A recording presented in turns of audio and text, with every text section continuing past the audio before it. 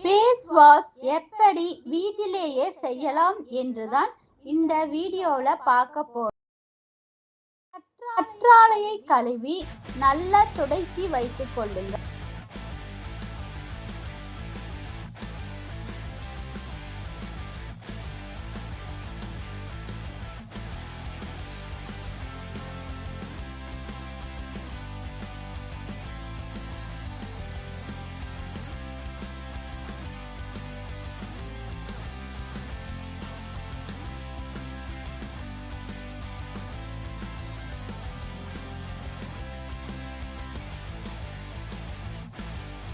கற்றாழையை மிக்சியில் அடிக்காமல் கரண்டி பயன்படுத்தி அந்த ஜெல்லை வலித்து எடுத்து கொள்ளுங்க.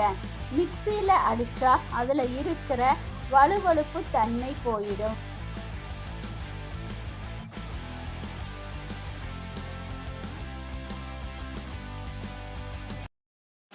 இந்த ஜெல்லை வலித்து எடுத்து கொள்ளுங்க. மிக்சியில அடிச்சா அதுல இருக்கிற வழுவழுப்பு தன்மை போயிடும்.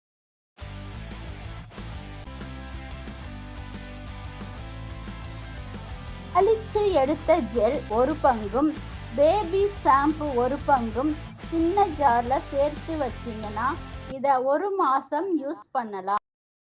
குழந்தைகள் பாவிக்கும் காம்போ என்பதால் அதிக கெமிக்கல் இருக்காது.